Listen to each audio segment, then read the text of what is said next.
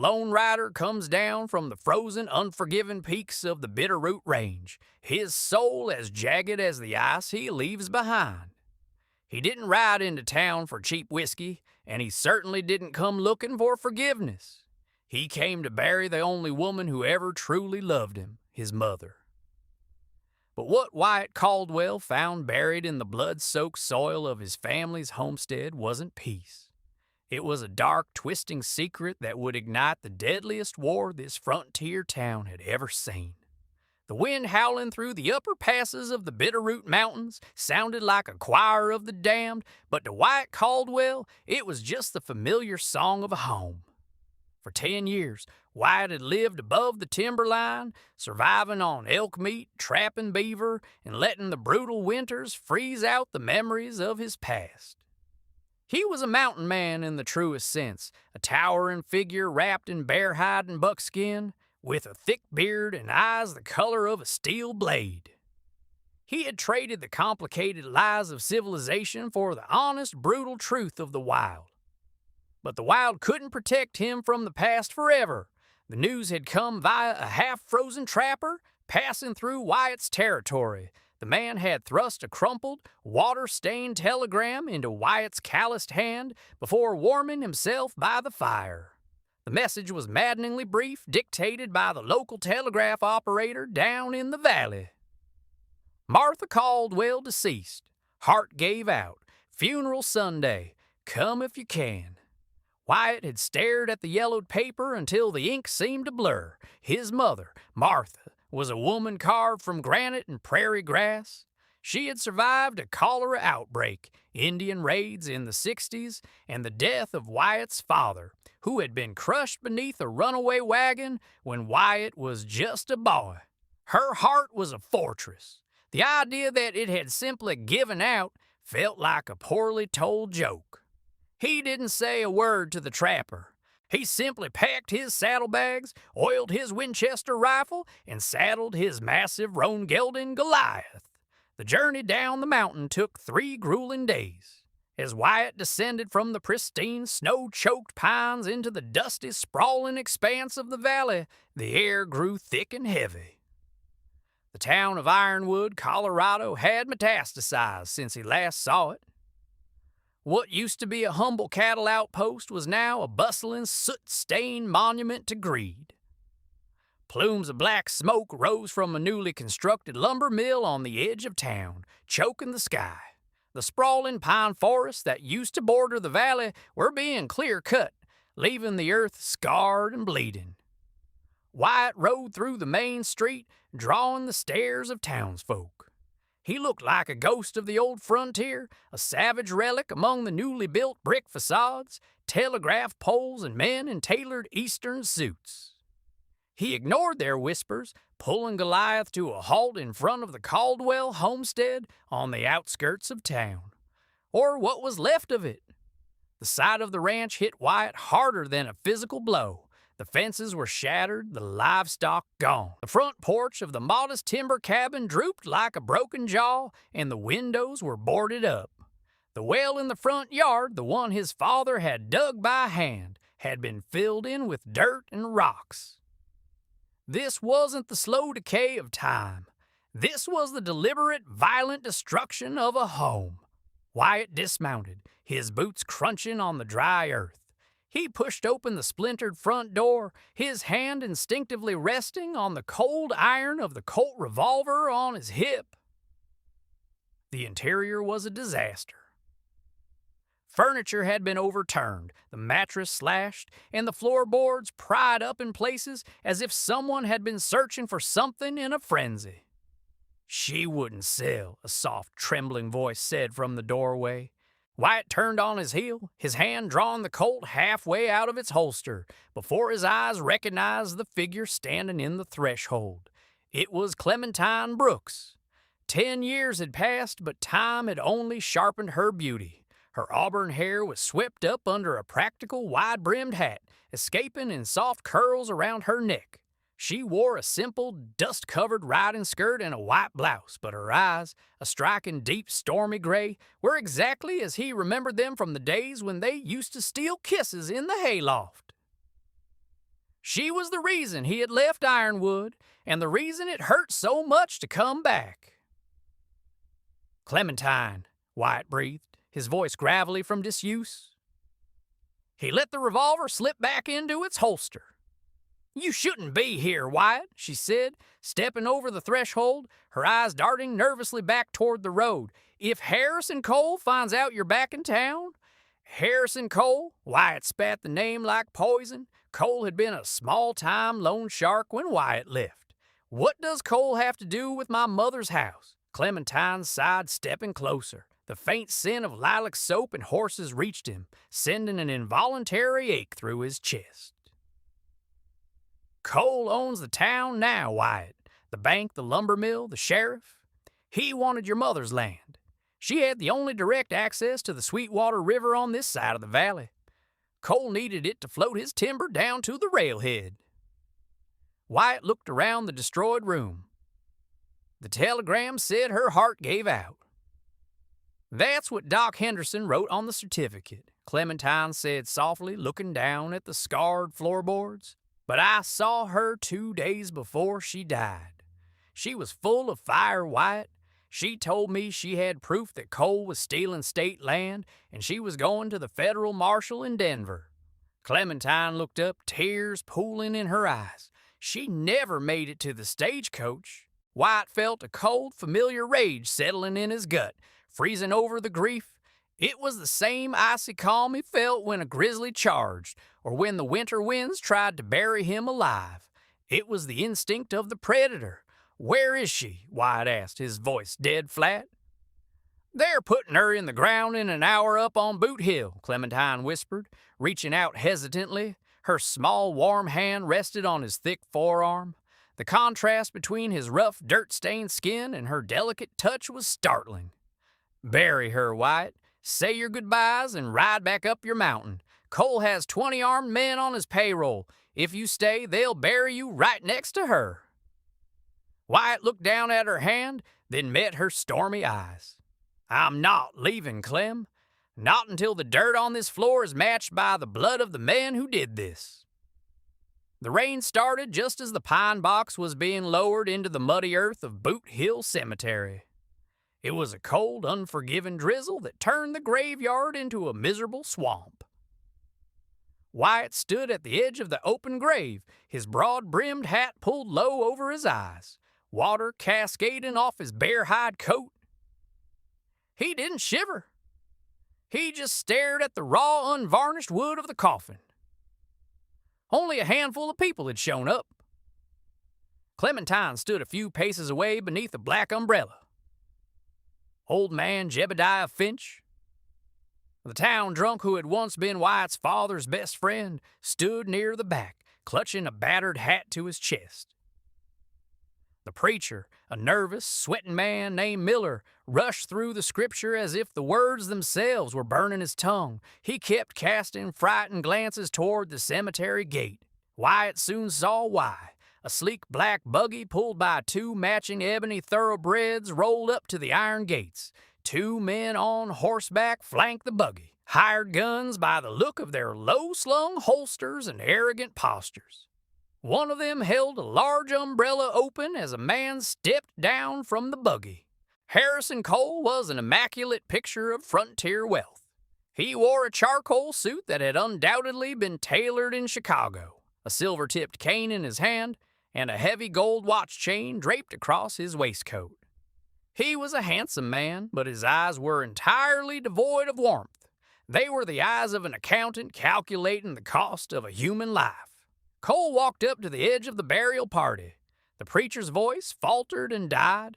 Silence fell over the graveyard, broken only by the rhythmic drumming of the rain on the wooden coffin and the open umbrellas. "A tragic loss," Cole said, his voice smooth, carrying easily over the sound of the rain. He looked directly at Wyatt. "Your mother was a stubborn woman, Mr. Caldwell, but she was a pillar of this community. We will all miss her dearly."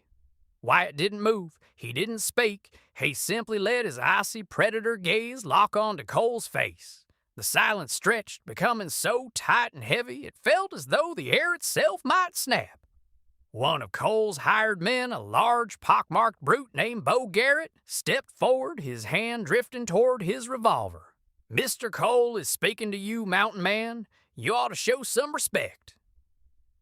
Wyatt finally moved. He didn't reach for his gun. He slowly reached into his coat and pulled out a long, curved hunting knife, a piece of bone and high-carbon steel that had field-dressed 1,000 animals. He didn't point it at Garrett, he just held it loosely by his side, the rain washing down the blade. "I'm burying my mother," Wyatt said, his voice rumbling like distant thunder. "If any man speaks again before she's in the ground, I'll carve his tongue from his throat and feed it to the crows." Garrett bristled, drawing his gun an inch, but Cole held up a gloved hand, a small amused smile playing on his lips. "Let the man grieve, Bo. We are civilized people here in Ironwood." Cole tipped his hat to Wyatt. "My condolences, Mr. Caldwell. I hope your stay in our town is brief." Cole turned and walked back to his buggy, his men trailing behind him like stray dogs. Wyatt waited until they were gone, then picked up a shovel. He didn't let the gravediggers do the work. He threw the heavy, wet clay into the grave himself, each shovelful a heavy thud against the wood, each movement fueling the quiet, burning furnace of his rage. After the funeral, Wyatt returned to the ruined homestead. The sky had darkened into a deep, bruised purple. He lit a single kerosene lantern, casting long, flickering shadows against the walls. He began to search the house methodically. He knew his mother. If she had proof of Cole's corruption, she wouldn't have carried it with her, and she certainly wouldn't have left it where a gang of thugs tearing up floorboards could easily find it. He walked over to the massive stone fireplace his father had built. His mother used to keep her meager savings in a jar hidden behind a loose stone on the left side of the hearth.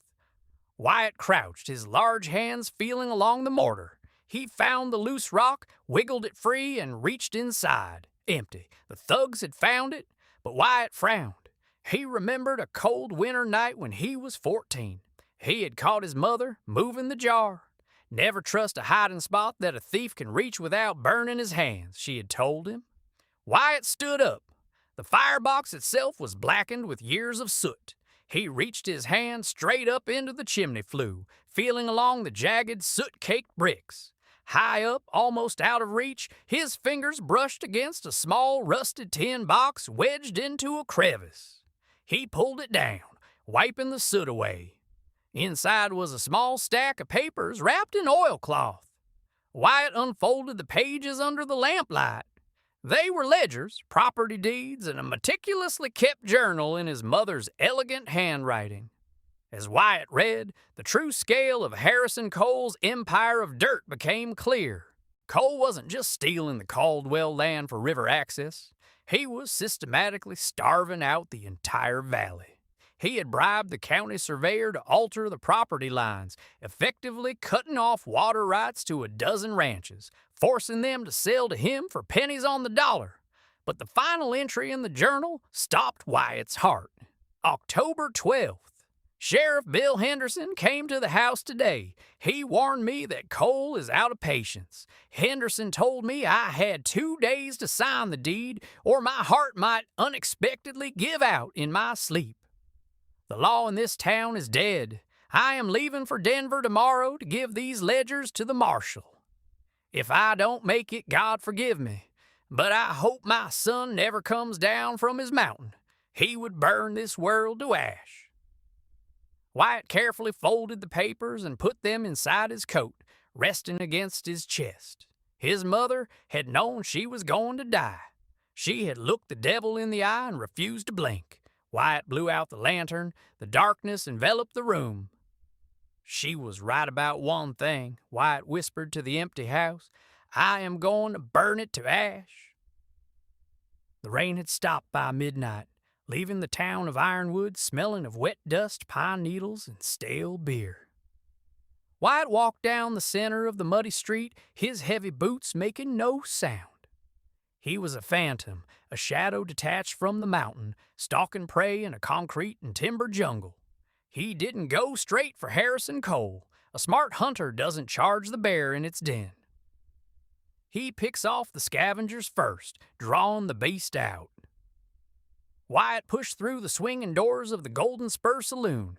The piano music abruptly stopped. A dozen cowboys, gamblers, and hired guns turned to look at the massive man draped in wet furs, his eyes burning with an unnatural intensity. Sitting in the corner, a glass of amber whiskey in his hand, was Sheriff Bill Henderson. Henderson was a soft, fleshy man who wore a tin star that Cole had bought and paid for. When Henderson saw Wyatt, all the color drained from his face, leaving him looking like a sick ghost. Wyatt walked slowly across the room. The patrons parted for him like water.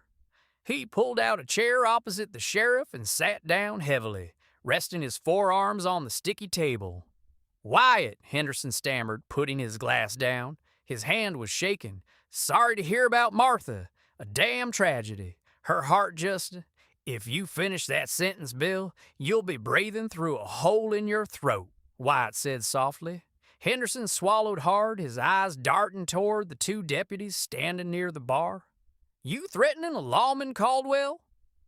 "I don't see a lawman," Wyatt replied, his voice barely above a whisper, yet carrying an absolute terrifying certainty. "I see a frightened dog eating scraps from Harrison Cole's table.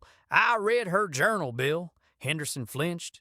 The blood completely vanished from his cheeks. I didn't touch her, Wyatt. I swear to God it was Bo Garrett. Cole sent Bo to do it. They smothered her with her own pillow. I just signed the certificate." "You held the door while they killed her," Wyatt said. He stood up slowly. "Leave this town tonight, Bill.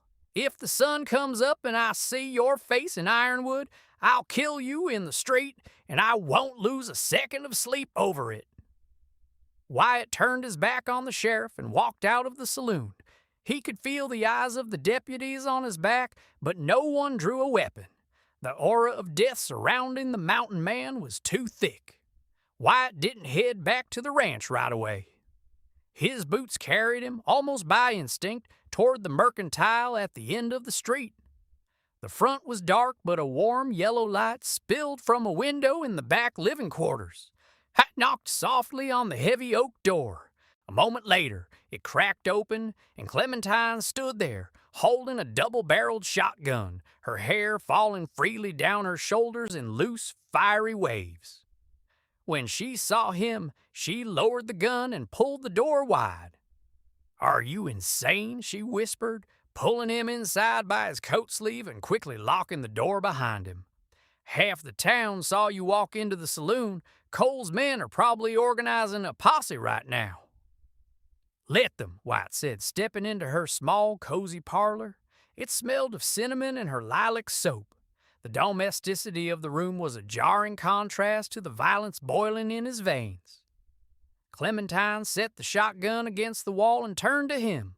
She reached up, her fingers gently grazing a fresh scrape on his cheek, a remnant from a stray branch on his ride down, though she likely assumed it was from a fight. Her touch sent a jolt of electricity straight to his core.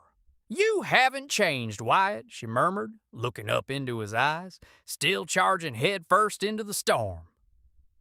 "I left you once," Wyatt said, his voice softening, the rugged edges smoothing out in her presence. "I went up that mountain because I thought I wasn't good enough for a town girl, because I had nothing to my name but a rifle and a bad temper. I left my mother to fight her battles alone. I'm not running anymore, Clem." Clementine looked away, tears shimmering in her eyes.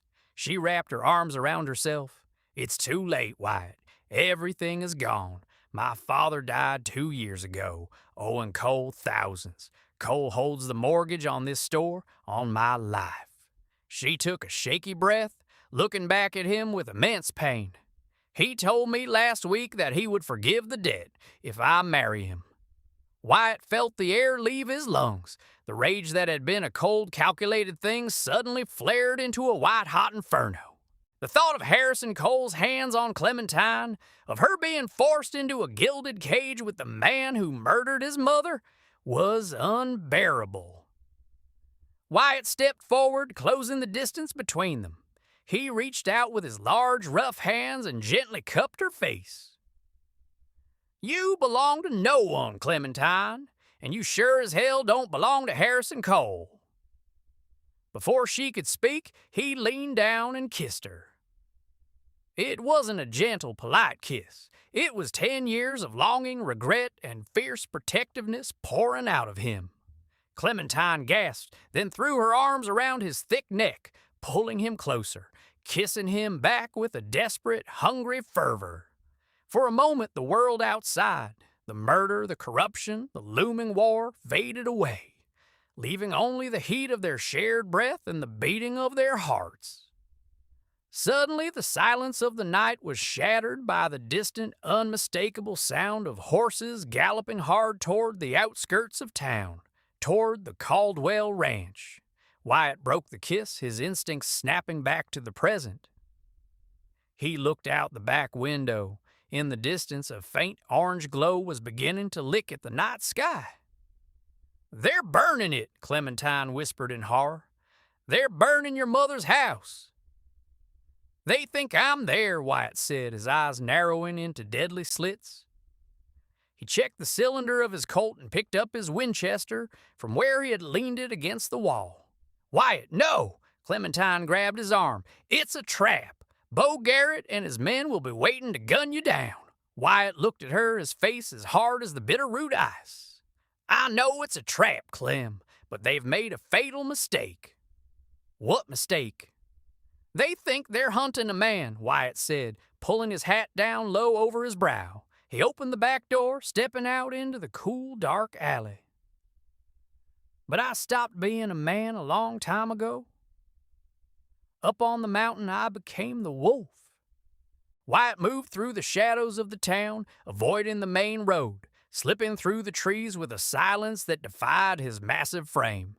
By the time he reached the tree line surrounding his family's property, the front porch of the cabin was fully engulfed in flames. The fire crackled and roared, throwing wild, dancing shadows across the dirt. 3 men on horseback were silhouetted against the firelight, watching the cabin burn. Bo Garrett sat in the center, a smug grin on his ugly face, a rifle resting across his saddle pommel. "Keep your eyes peeled," Garrett barked to the other 2. "If that mountain freak comes running out of the trees, shoot him in the guts. Let him burn with the house." Wyatt didn't draw his gun. A gunshot would give away his position. Instead, he pulled his hunting knife and slipped into the darkness, circling behind the men. He moved like smoke, silent and deadly. The man on the far left was adjusting his stirrup, his attention focused entirely on the burning house. Wyatt stepped out from behind a large oak, grabbed the man by the back of his coat, and hauled him off the horse with terrifying strength. Before the man could even scream, Wyatt covered his mouth with one massive hand and drove the hilt of his knife into the side of the man's head, knocking him out cold. He dragged the limp body into the brush. One down, the horse whinnied, stepping sideways. "Hey, where'd Jimmy go?" the second man asked, squinting into the darkness. "Probably went to relieve himself, you idiot," Garrett snapped. "Keep your eyes on the trees." Wyatt picked up a rock and tossed it into the bushes on the opposite side of the clearing. The rustling sound made the second man jump. "Over there!" the man yelled, spurring his horse toward the sound, separating himself from Garrett. Wyatt melted back into the shadows, letting the man ride past him. As the rider passed beneath the thick branch of a willow tree, Wyatt reached up, grabbed the branch, swung his legs up, and launched himself out of the darkness, tackling the rider right out of the saddle. They hit the dirt hard, but Wyatt was faster. He pinned the man to the ground and delivered a single, brutal punch to the jaw. The man went limp, 2 down. The riderless horse bolted in panic. Garrett finally realized what was happening. He spun his horse around, raising his rifle, his eyes wide with sudden terror as he scanned the empty shadows. The firelight flickered against the trees, making monsters out of every branch. "Show yourself, you coward!" Garrett screamed, his voice cracking. Wyatt stepped out of the darkness, standing directly between Garrett and the burning cabin. The flames licked at the sky behind him, casting Wyatt in a demonic silhouette. He held his Winchester casually at his side, Garrett leveled his rifle and fired. The bullet tore through the edge of Wyatt's bare hide coat, but Wyatt didn't flinch. He didn't even blink. He raised his Winchester in one fluid, impossibly fast motion and fired from the hip. The bullet struck Garrett's rifle dead center, shattering the weapon and sending a spray of metal shrapnel into Garrett's hand. Garrett screamed, dropping the ruined gun and falling from his horse, clutching his bloody hand. Wyatt walked slowly toward him. The fire was roaring now, the heat intense, but Wyatt's eyes were colder than a frozen lake. He towered over the whimpering thug. "Please," Garrett begged, scrambling backward in the dirt. "Cole paid me. It was just a job." Wyatt grabbed Garrett by the collar of his shirt and hauled him to his feet, lifting him so high his boots barely touched the ground. He brought his face mere inches from Garrett's. "You ride back to Harrison Cole," Wyatt whispered, his voice cutting through the roar of the fire. "You tell him the mountain man is home. You tell him I'm keeping the ledgers. And you tell him that by tomorrow night, I'm coming to collect his soul." Wyatt threw Garrett into the dirt. The man scrambled to his feet and ran into the darkness, screaming in terror. Wyatt stood alone in front of the burning remains of his past. The house was gone. The memory of his mother's death was ashes in the wind. There was nothing left now but the reckoning. He turned his back on the fire and walked into the night, ready to burn Harrison Cole's empire to the ground. Wyatt slipped back through the darkened alleyways of Ironwood, the heavy scent of wood smoke clinging to his bare hide coat. He tapped twice on the back door of the mercantile. It opened instantly. Clementine stood there, her shotgun lowered, her face pale in the moonlight. When she saw he was unharmed, a shuddering breath escaped her lips, and she pulled him inside, locking the heavy oak door behind him. She didn't ask about the fire. The glow in the distant sky told her everything she needed to know. Instead, she led him to the small wash basin in her kitchen, grabbed a damp cloth, and began wiping the soot and sweat from his face. "Garrett?" she asked quietly, her fingers trembling slightly as they traced the rugged line of his jaw. "Alive and running," Wyatt replied, his voice a low rumble. "He's carrying a message to Cole. The hunt is on, Clem. By dawn, this town will be a war zone." He stepped back gently from her touch, pulling the oilcloth-wrapped bundle of ledgers from inside his coat. He spread the documents across her kitchen table. The flickering kerosene lamp cast a yellow glow over the precise, elegant handwriting of his late mother. Clementine leaned over the table, her shoulder pressing against his arm. If Cole just wanted timber and water rights, why would he resort to murder? Men like Harrison Cole usually let the banks do their killing for them.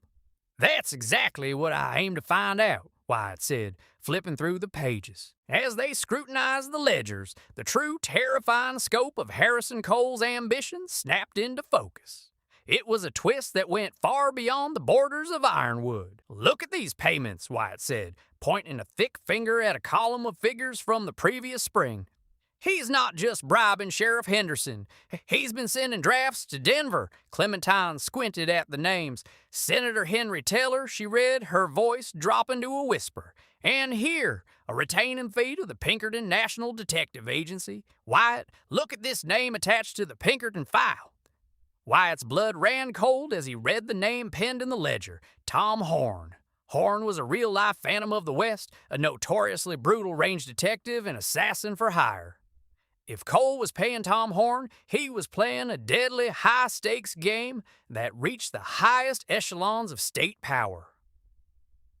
"My mother didn't just find a local land grab," Wyatt murmured, tracing the route of the Sweetwater River on a stolen surveyor's map folded among the papers. "Cole isn't building a lumber empire. Look at the grading measurements here. He's leveling the land along the riverbank." Clementine's stormy gray eyes widened as the realization hit her. The Denver and Rio Grande Western Railroad. They've been trying to find a route through the Bitterroot Range for years. Cole is buying up the entire valley, stealing it, starving out the ranchers, killing anyone who stands in his way, so he can sell the unified deed to the railroad syndicate for an absolute fortune. Wyatt nodded slowly.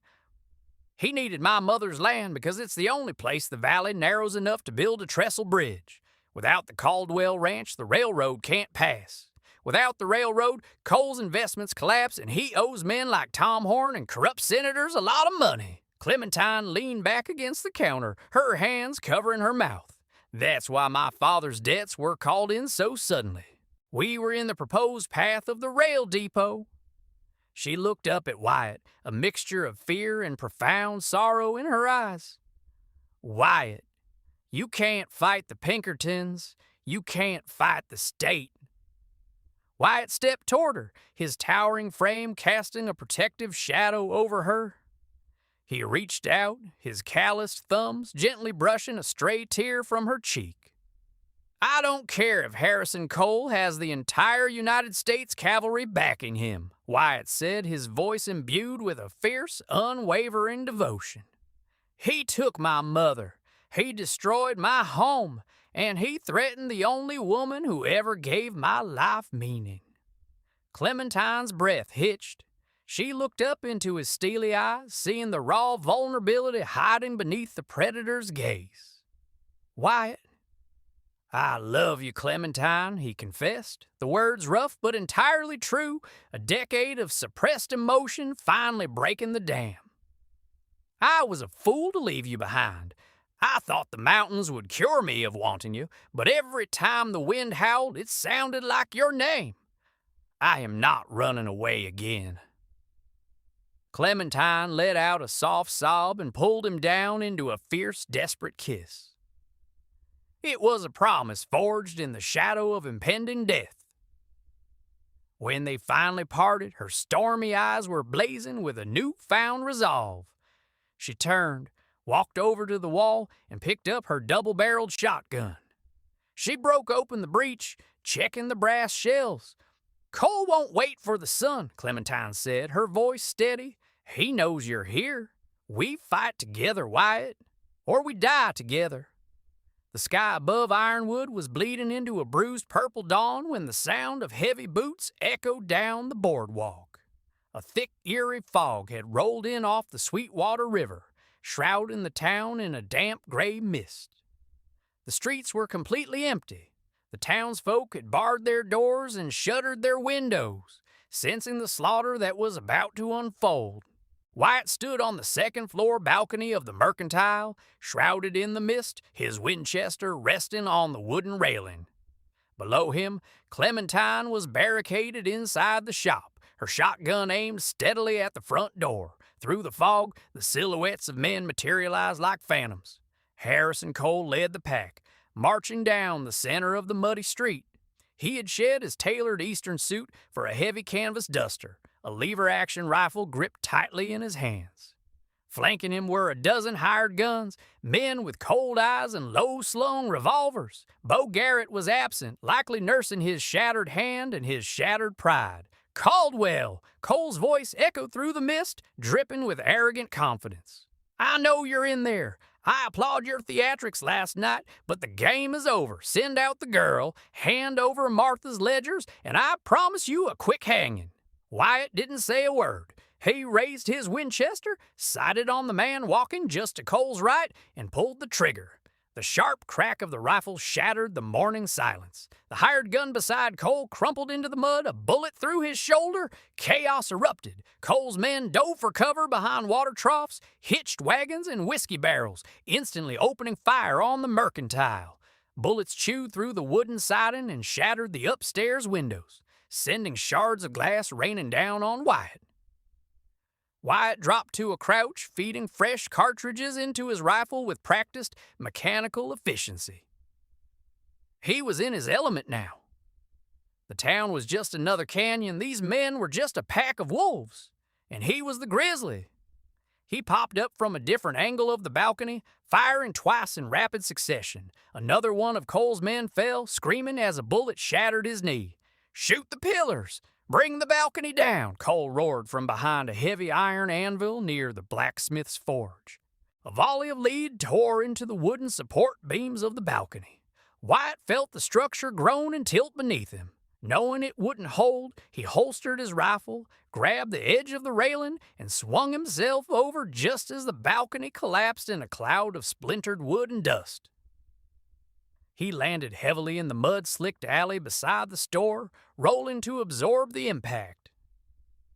Before he could stand, two of Cole's men rounded the corner, their revolvers drawn. Boom! A deafening roar erupted from the side door of the Mercantile. A cloud of black powder smoke billowed out as Clementine fired her shotgun. The spray of buckshot caught the lead gunman in the chest, throwing him backward into the mud. The second man turned his gun on Clementine. Wyatt drew his Colt and fired in a heartbeat. The bullet struck the gunman squarely between the eyes. The man dropped instantly. "Get back inside," Wyatt shouted to Clementine, shielding her with his massive body as more bullets whined past them, biting into the brick wall. The gunfight had devolved into a brutal close-quarters siege. Wyatt's ammunition was dwindling, and they were pinned down. But as the fog began to lift, a strange sound cut through the gunfire. It was the sound of a church bell. Clang, clang, clang. Up the street, old man Jebediah Finch, the town drunk, was standing in the belfry of the Methodist church, yanking the rope with all his might. The ringing was a desperate clarion call. Suddenly, the front door of the local saloon kicked open. 3 local ranchers, men who had been squeezed dry by Cole's extortion, stepped out into the street. They carried rusty hunting rifles and old army muskets. Across the street, the baker pushed open his shutter, aiming a pepper box pistol. "That's enough, Cole," Jebediah screamed from the belfry. "You murdered Martha Caldwell. You've starved us out long enough." Cole stared in utter disbelief as the terrified sheep of Ironwood suddenly bared their teeth. His hired guns, realizing they were now surrounded by angry armed citizens, hesitated. They were paid to intimidate farmers and shoot solitary mountain men, not to fight an entire town uprising. "Shoot them!" Cole shrieked, his pristine composure entirely broken. "I own this town. I am the law." But the hired guns didn't fire. One by one, they began to lower their weapons, stepping away from Cole. They knew a lost cause when they saw one. Cole let out a feral scream of frustration. Realizing his empire was collapsing, he bolted toward the livery stable, desperate to find a horse and flee before the Ledgers could reach the federal marshals in Denver. Wyatt stepped out of the alley, his Colt hanging loosely at his side. He didn't run. He walked with the slow, deliberate stride of a predator that had finally cornered its prey. The townspeople parted for him, a silent path opening straight toward the livery. The final confrontation had arrived. The livery stable was a cavern of shadows, smelling sharply of damp straw, horse sweat, and the coppery tang of fear. Dust motes danced in the thin shafts of morning light, piercing through the cracks in the wooden siding. Wyatt stepped through the wide barn doors, the soft thud of his boots entirely masked by the frantic, panicked movements coming from the rear stalls. Harrison Cole was a ruined man. He was furiously trying to heave a heavy leather saddle onto the back of a frightened roan mare, his hand shaking so violently he dropped the cinch strap twice. The polished veneer of the wealthy industrialist had completely shattered, leaving only a terrified animal desperate to escape the trap it had built. "You can't outride the truth, Cole," Wyatt's voice boomed through the stable, a low, terrifying rumble that caused the horses to stamp their hooves in anxiety. Cole spun around, yanking a silver-plated derringer from his waistcoat. His breathing was ragged, his eyes wide and bloodshot. "I have money, Caldwell, more money than you've ever seen. Name your price. The Ledgers for $50,000 in gold? You can take that girl, move to San Francisco, and live like a king." Wyatt continued his slow, methodical advance down the center aisle, his Colt revolver resting at his hip.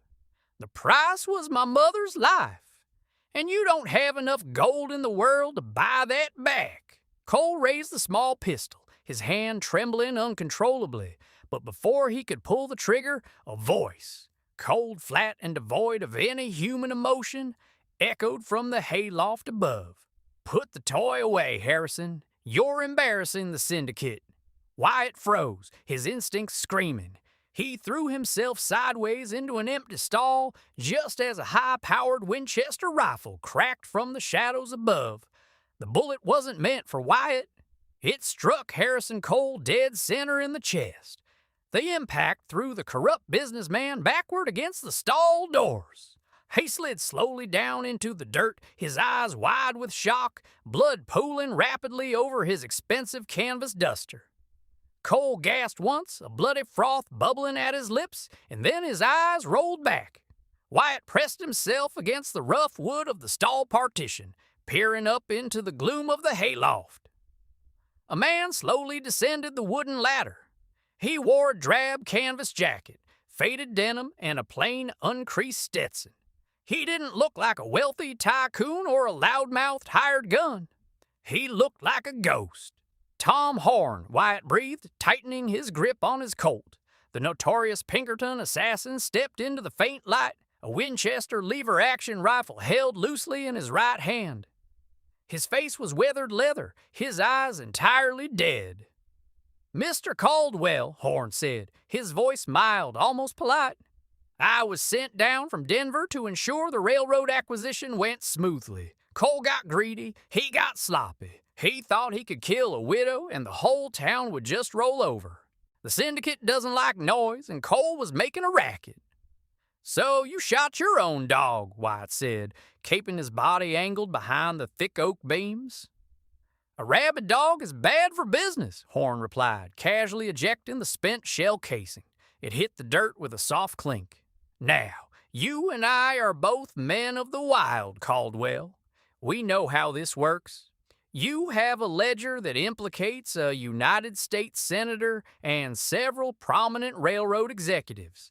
I cannot let that book leave this town. Hand it over, and I will mount my horse and ride back to Wyoming. You can keep the girl, and you can keep this miserable town." "You know I can't do that, Horn." "I know," Horn sighed, a genuine sound of regret. "It's a shame. You're a dying breed, mountain man." Horn moved with terrifying speed. He dropped the rifle, drew a long-barreled Colt Peacemaker, and fired twice through the wooden partition where Wyatt was taking cover. Splinters exploded into Wyatt's face, one slicing deep across his cheek. Wyatt didn't retreat. He surged forward. Using his massive shoulder, he shattered the stall door off its hinges, driving the heavy wood directly into Horn. The assassin was fast, but Wyatt possessed the raw, unstoppable power of a grizzly bear.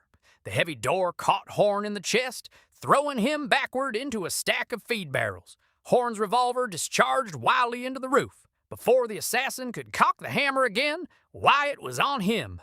He kicked the Peacemaker out of Horn's hand, the bone-shattering force sending the gun skittering into the darkness. But Tom Horn hadn't survived this long by being weak. He slipped a jagged, antler-handled Bowie knife from his belt and slashed upward, tearing through the thick, bare hide of Wyatt's coat and slicing a shallow, burning line across Wyatt's ribs. Wyatt grunted, the pain igniting the white-hot furnace of his rage. He grabbed Horn's knife wrist with a grip like a steel vise, twisting it until the bones groaned. With his other hand, Wyatt delivered a brutal piston-like punch to Horn's jaw. The crack echoed like a gunshot. Horn staggered, blood pouring from his mouth, but he kicked out, catching Wyatt in the wounded ribs. Wyatt stumbled back and Horn twisted free. The assassin recognized he was outmatched in close quarters. Without a word, Horn vaulted over the half door of the nearest stall, hoisted himself onto a saddled thoroughbred, and kicked the horse into a frantic gallop. Wyatt drew his Colt and tracked the fleeing rider, but the horse burst through the rear doors of the livery, disappearing instantly into the thick morning fog. Wyatt lowered his gun, his chest heaving, blood dripping from his cheek and ribs. He looked down at the lifeless body of Harrison Cole. The head of the snake was dead, and the venomous phantom had been chased away. The war for Ironwood was over. The silence in the streets was profound as Wyatt emerged from the livery stable. The fog was finally burning off, revealing the bruised and battered town of Ironwood bathed in the golden light of the rising sun. The townspeople were still gathered in the street, gripping their makeshift weapons, watching the towering mountain man walk toward them. Clementine broke from the crowd. She dropped her shotgun in the mud and ran to him, throwing her arms around his thick neck, indifferent to the blood soaking through his coat. Wyatt dropped his Colt and wrapped his massive arms around her, burying his face in her auburn hair.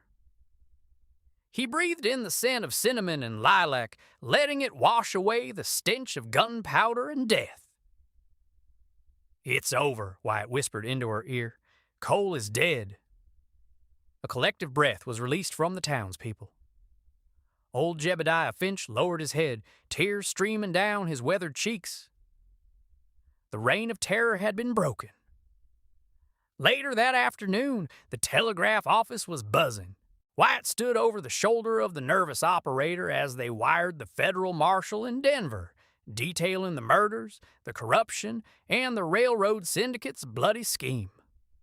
The ledgers were sealed in a steel lockbox, guarded by 3 heavily armed ranchers until the marshals arrived. The fallout was swift and merciless. Within a week, a detachment of U.S. Marshals rode into Ironwood. The evidence Martha Caldwell had died to protect was damning. It sparked a massive federal investigation that led to the indictment of several railroad barons and the forced resignation of Senator Teller.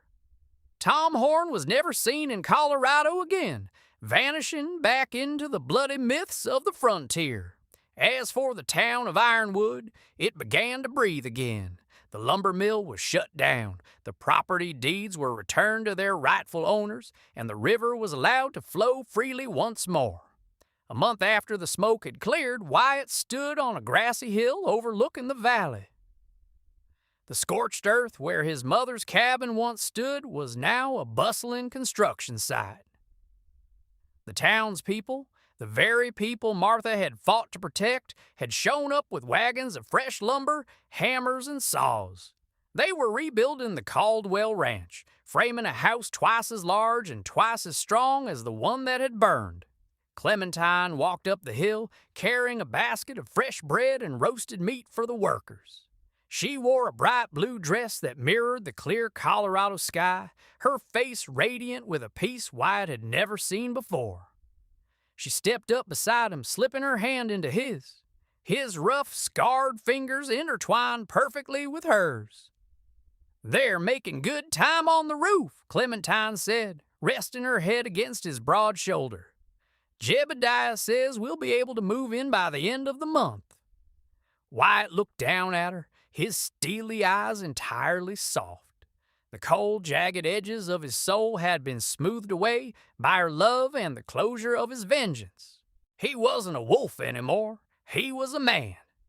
"I spent 10 years freezing on top of a mountain, thinking that isolation was the only way to survive the pain of this world," Wyatt said softly, turning to fully face her. He reached out, gently tucking a stray curl behind her ear.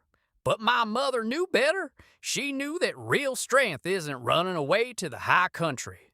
Real strength is standing your ground for the people you love." Clementine smiled, a brilliant, breathtaking sight that outshone the sun. "So, you're officially hanging up your trapping gear, Mr. Caldwell?" Wyatt leaned down, pressing his lips to hers in a deep, lingering kiss that promised a lifetime of devotion. "The mountain man is dead, Clem," he murmured against her lips. "I'm home, and I'm never leaving you again." Together they walked down the hill toward the framing of their new home, ready to build a legacy of love, resilience, and unyielding strength in the heart of the untamed West. What an epic ride through the dangerous and romantic Wild West. Wyatt Caldwell came down the mountain for a funeral, but he stayed to fight for the woman he loved and the town that needed a hero. If this gripping tale of revenge, high-stakes twists, and frontier romance kept you on the edge of your seat, hit that like button and share it with your fellow storytelling fans. Don't forget to subscribe and ring the bell so you never miss another thrilling original story. Drop a comment below. Did you expect Tom Horn to show up? See you next time.